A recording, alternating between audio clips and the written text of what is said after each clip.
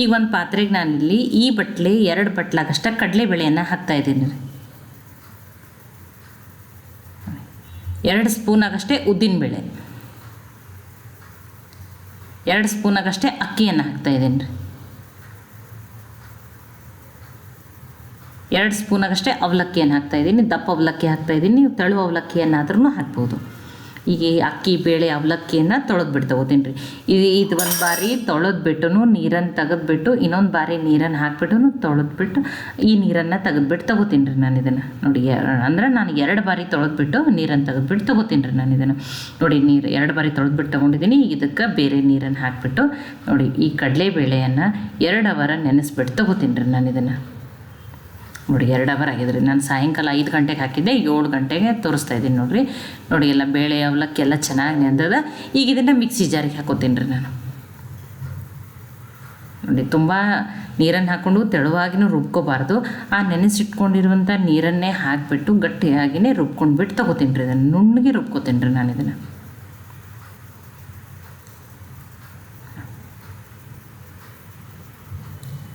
ನೋಡಿ ನುಣ್ಣಗೆ ರುಬ್ಕೊಂಡು ತೊಗೊಂಡಿದ್ದೀನಿ. ಈಗ ಇದನ್ನು ಬೇರೆ ಪಾತ್ರೆಗೆ ಹಾಕ್ತಾಯಿದ್ದೀನಿ. ನೋಡಿ ನಾನೇನು ಹೇಳ್ತಾಯಿದ್ದೀನಿ, ಸಾಯಂಕಾಲ 5 ಗಂಟೆಗೆ ನೆನೆಸ್ಬಿಟ್ಟು 7 ಗಂಟೆಗೆ ರುಬ್ಬಿಬಿಟ್ಟು ತೊಗೊಂಡಿದ್ದೀನಿ. ನೋಡಿ ಈಗ ಇದನ್ನು ನೋಡಿ ರಾತ್ರಿ ಎಲ್ಲ ಫರ್ಮೆಂಟೇಷನ್ ಆಗಿ ಬಿಡ್ಬೇಕ್ರಿ. ನಾನು ಬೆಳಗ್ಗೆ ತೋರಿಸ್ತೀನಿ ನಿಮಗೆ. ನೋಡಿ ಬೆಳಗ್ಗೆ ತೋರಿಸ್ತಾ ಇದ್ದೀನಿ. ನೋಡಿರಿ ಎಷ್ಟು ಚೆನ್ನಾಗಿ ಫರ್ಮೆಂಟೇಷನ್ ಆಗೈತೆ ನೋಡಿರಿ.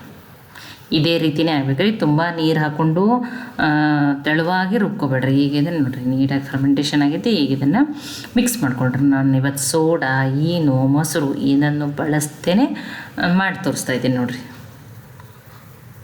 ನೋಡಿ ಎಷ್ಟು ಚೆನ್ನಾಗಿ ಹಿಟ್ಟು ಹಗುರಾಗಿ ಬಂದದ್ದು ನೋಡಿರಿ. ಎಷ್ಟು ಫಳ್ಳಾಗ್ಯದ, ಫ್ಲಫಿ ಆಗ್ಯದತ್ತಲ್ಲ. ಈಗ ಉಳಿದಿರುವ ಸಾಮಗ್ರಿಗಳನ್ನ ಹಾಕ್ತಾಯಿದ್ದೀನಿ. 1 ಸ್ಪೂನ್ ಆಗಷ್ಟೇ ಎಣ್ಣೆಯನ್ನು ಹಾಕ್ತಾಯಿದ್ದೀನಿ ರೀ ನಾನು ಇವತ್ತು. ನೋಡಿ 2 ಮೆಣಸಿನ್ಕಾಯಿ ಸ್ವಲ್ಪ ಹಸಿ ಶುಂಠಿಯನ್ನು ಕುಟ್ಟಿ ಹಾಕ್ತಾಯಿದ್ದೀನಿ. ಫ್ಲೇವರ್ ತುಂಬಾ ಚೆನ್ನಾಗಿ ಬರ್ತದೆ. ಒಂದು ಅರ್ಧ ಸ್ಪೂನಾಗಷ್ಟೇ, ಸಣ್ಣ ಸ್ಪೂನಿಂದ ಅರ್ಧ ಸ್ಪೂನಾಗಷ್ಟೇ ಅರಿಶಿನ ಹಾಕ್ತಾಯಿದ್ದೀನಿ. ರುಚಿಗೆ ತಕ್ಕಷ್ಟು ಉಪ್ಪು. ನೋಡಿ ಇದನ್ನು ಮಿಕ್ಸ್ ಮಾಡಿಕೊಂಡ್ರಿ. ನೋಡಿ ಈ ರೀತಿ ಒಂದೇ ಡೈರೆಕ್ಷನ್ದಾಗ ತಿರುಗಿಸ್ರಿ. ಅವಾಗ ಏನಾಗ್ತದೆ, ಹಿಟ್ಟು ಇನ್ನಷ್ಟು ಫಳ್ಳಾಗ್ತೈತ್ರಿ.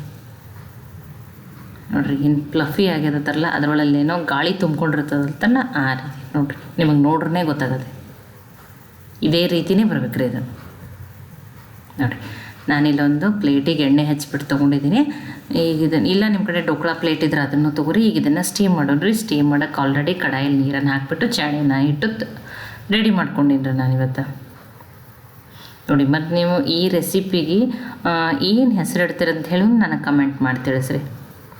ನೋಡಿ ಈಗ ಇದನ್ನು ಸ್ಟೀಮ್ ಮಾಡ್ಕೊಂಡ್ರಿ. ಈಗ ಇದನ್ನು ಮೀಡಿಯಮ್ ಫ್ಲೇಮ್ದಲ್ಲಿ ಇಟ್ಟನೆ ನೋಡಿ ಮುಚ್ಚಿ 10 ನಿಮಿಷ ಸ್ಟೀಮ್ ಮಾಡಿ ತೊಗೋತೀನಿ ರೀ ನಾನು. ನೋಡಿ 10 ನಿಮಿಷ ಆಗಿದ್ರೆ ಗ್ಯಾಸನ್ನು ಆಫ್ ಮಾಡಿದ್ದೀನಿ. ನೋಡಿ ಚೆನ್ನಾಗೆಲ್ಲ ಉಮ್ಗೊಯ್ದದ್ರಿ ಇದು. ಯಾವುದೇ ರೀತಿ ಹಿಟ್ಟು ಹಸಿಲ್ಲ. ಒಂಚೂರು ಆರ್ಲಿರಿ, ನಾನು ನಿಮಗೆ ಕಟ್ ಮಾಡಿಬಿಟ್ಟು ತೋರಿಸ್ತೀನಿ. ನೋಡಿ ಬರೀ ಕಡಲೆಬೇಳೆಯಲ್ಲಿ ಮಾಡ್ರೆ ಡೋಕ್ಳಾ ಅಂತಲೂ ಕರಿಬೋದು. ನೋಡಿ ಅದರ ಉದ್ದಿನಬೇಳೆ, ಅವಲಕ್ಕಿ, ಅಕ್ಕಿ ನೋಡಿ ತುಂಬಾ ಚೆನ್ನಾಗಿ ಬಂದ ನೋಡ್ರಿ. ನಾನು ನಿಮ್ಗೆ ಕಟ್ ಮಾಡಿಬಿಟ್ಟು ತೋರಿಸ್ತೀನಿ. ನೋಡಿ ದಿನಾಲು ಮಕ್ಕಳಿಗೆ ಏನು ಲಂಚ್ ಬಾಕ್ಸಿಗೆ ಹಾಕೋದು ಅಂತ ಹೇಳೇ ಎಲ್ಲ ತಾಯಂದ್ರದ್ದು ಬೆಳಗ್ಗೆ ಎಳಾನೇ ಏನು ಯೋಚನೆ ಇರ್ತದೆ ರೀ. ಈ ರೀತಿ ಹೆಲ್ದಿಯಾಗಿನೋ ಅಥವಾ ಪೌಷ್ಟಿಕಾಂಶ ಇರುವಂಥದ್ದನ್ನು ಸ್ಟೀಮ್ಡ್ ಕಡಿಮೆ ಎಣ್ಣೆ ಬಳಸಿನೂ ಮಾಡ್ಬೋದು ನೋಡಿರಿ. ನೋಡಿ ಇದನ್ನು ನೀವು ಯಾವ್ಯಾವ ರೀತಿ ಸರ್ವ್ ಮಾಡ್ಬೋದು ಅಂತ ಹೇಳಿ ತೋರಿಸ್ತೀನಿ ನೋಡಿರಿ ಎಷ್ಟು ಚೆನ್ನಾಗಿ ಬಂದಾವೆ ನೋಡಿರಿ. ನೋಡಿ ಸೋಡಾ ಹಾಕ್ದೇನೆ ಏನೋ ಹಾಕಿಲ್ಲ ನೋಡಿರಿ. ಅಷ್ಟು ಇದೇ ರೀತಿ ನೋಡಿ ಎಷ್ಟು ಸಾಫ್ಟ್ ನೋಡಿರಿ. ಮತ್ತು ಅದು 1 ಸ್ಪೂನ್ ಎಣ್ಣೆ ಹಾಕೋದ್ರಿಂದನೂ ಇವು ಆರಿದ ಮೇಲೂ ತುತ್ತು ಸಿಗಲ್ರಿ. ಅಂದ್ರೆ ಗಂಟ್ಲಲ್ಲಿ ಸಿಕ್ಕಾಕೊಳ್ಳಲ್ಲ, ಸಾಫ್ಟಾಗಿಯೇ ಇದೇ ರೀತಿಯೇ ಉಳಿತಾವೆ ರೀ. ಅದಕ್ಕೆ ಎಣ್ಣೆಯನ್ನು ಹಾಕ್ಬೇಕ್ರಿ ಅಷ್ಟೇ. ನೋಡಿ ಎಷ್ಟು ಚೆನ್ನಾಗಿ ಬಂದಾವೆ. ಈಗ ಇದನ್ನು ಬೇರೆ ಪಾತ್ರೆಗೆ ಹಾಕ್ಕೊಂಡು ನೋಡಿ ಇದಕ್ಕೊಂದು ಒಗ್ಗರಣೆಯನ್ನು ಹಾಕಿಬಿಟ್ಟು ನೀವು ಸರ್ವ್ ಮಾಡ್ಬೋದು. ಒಂದು 2 ಸ್ಪೂನಾಗಷ್ಟು ಎಣ್ಣೆಯನ್ನು ಹಾಕಿ ಸಾಸಿವೆ, ಜೀರಿಗೆ, ಕರಿಬೇವು ಸೊಪ್ಪು ಮತ್ತು ಮೆಣಸಿನ್ಕಾಯಿನ ಹಾಕ್ತಾಯಿದ್ದೀನಿ. ಈ ರೀತಿಯೂ ಸರ್ವ್ ಮಾಡಿ ಮಕ್ಕಳಿಗೆ ಸರ್ವ್ ಮಾಡ್ಬೋದು. ಮಕ್ಕಳಿಗೆ ಲಂಚ್ ಬಾಕ್ಸಲ್ಲಿ ಹಾಕಿ ಸಾಸ್ ಜೊತೆನೂ ಕೊಡ್ಬೋದು ಅಥವಾ ಕಾಯಿ ಚಟ್ನಿ ಜೊತೆನೂ ಕೊಡ್ಬೋದು ರೀ. ಬೆಸ್ಟ್ ಕಾಂಬಿನೇಷನ್ ತುಂಬಾ ಚೆನ್ನಾಗಿರ್ತಾವೆ ರೀ.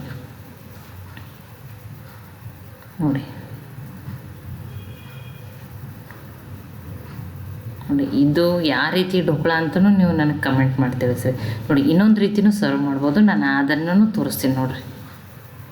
ಇಡ್ಲಿ ದೋಸೆ ಮಾಡ್ಕೊಂಡಿರ್ತೀರಿ, ಈ ರೀತಿ ಪ್ರೋಟೀನ್ ಬ್ರೇಕ್ಫಾಸ್ಟನ್ನು ಒಂದ್ಸಲ ಖಂಡಿತನೂ ಟ್ರೈ ಮಾಡಿ ಮಕ್ಕಳಿಗೆ ಈ ರೀತಿ ಲಂಚ್ ಬಾಕ್ಸಲ್ಲಿ ಹಾಕಿಕೊಡ್ರಿ, ತುಂಬಾ ಇಷ್ಟ ಆಗ್ತದೆ. ನೋಡಿ ಈ ರೀತಿ ಅವ್ನು ಹಾಕ್ಕೊಟ್ಟು ಇನ್ನೊಂದು ಸ್ವಲ್ಪ ಇದಕ್ಕೊಂದು ಸ್ವಲ್ಪ ಕೊತ್ತಂಬರಿ ಸೊಪ್ಪನ್ನು ಹಾಕ್ತಾಯಿದ್ದೀನಿ. ಆ ಒಗ್ಗರಣೆ ಮೆಣ್ಸಿನ್ಕಾಯಿ ಹಾಕ್ಕೊಂಡಿನಿ, ಕೊತ್ತಂಬರಿ ಸೊಪ್ಪು ಫ್ರೆಶ್ ಆಗಿರೋ ಕಾಯಿ ತುರಿಯನ್ನು ಹಾಕ್ತಾಯಿದ್ದೀನಿ. ನಾನು ಇಲ್ಲೊಂದು ಶೇಂಗಾ ಚಟ್ನಿಯನ್ನು ಮಾಡ್ಕೊಂಡಿನಿ ರೀ. ಈ ಢೋಕ್ಳಾ ಜೊತೆ ಈ ಕಡಲೆಬೇಳೆ ಢೋಕ್ಳಾ ಜೊತೆ ಟೇಸ್ಟ್ ತುಂಬಾ ಚೆನ್ನಾಗಿರ್ತದೆ. ಇದರ ರೆಸಿಪಿ ಬೇಕಂದ್ರೂ ನೀವು ಕಮೆಂಟ್ ಮಾಡಿ ಹೇಳ್ರಿ, ನಾನು ನಿಮಗೆ ಮಾಡಿಬಿಟ್ಟು ತೋರಿಸ್ತೀನಿ. ಈ ರೀತಿಯೂ ಸರ್ವ್ ಮಾಡಿರಿ. ನೋಡಿ ದೋಸೆ ಇಡ್ಲಿ ಪಡ್ಡು ಮಾಡ್ಕೊಂಡಿರ್ತೀರಿ, ಇದನ್ನು ಒಮ್ಮೆ ಖಂಡಿತನೂ ಟ್ರೈ ಮಾಡಿ ನೋಡಿರಿ. ಮಕ್ಕಳಿಗೆ ಈ ರೀತಿ ಮಾಡಿ ಲಂಚ್ ಬಾಕ್ಸಲ್ಲಿ ಹಾಕ್ಕೊಡ್ರಿ, ತುಂಬಾ ಎಲ್ಲ ಇಷ್ಟಪಟ್ಟು ಮತ್ತು ನೀವು ಖಂಡಿತ ಪದೇ ಪದೇ ಮಾಡ್ತೀರಿ. ನೋಡಿರಿ ಎಷ್ಟು ಚೆನ್ನಾಗಿ ಬಂದಾವೆ, ನೋಡಿರಿ ಎಷ್ಟು ಪರ್ಫೆಕ್ಟಾಗಿ ಬಂದಾವೆ. ಈ ಬ್ರೇಕ್ಫಾಸ್ಟ್ ರೆಸಿಪಿ ನಿಮಗೆ ಇಷ್ಟ ಆಗಿದ್ರೆ ಲೈಕ್ ಮಾಡಿ, ಶೇರ್ ಮಾಡಿ, ಕಮೆಂಟ್ ಮಾಡಿರಿ. ಖಂಡಿತ ಟ್ರೈ ಮಾಡಿ ಹೆಂಗೆ ಬಂದಿತ್ತು ತಿಳಿಸಿ. ಮತ್ತೆ ಹೊಸ ಹೊಸ ರೆಸಿಪಿ ಜೊತೆ ಸಿಗೋಣ. ಎಲ್ಲರಿಗೂ ಧನ್ಯವಾದಗಳು.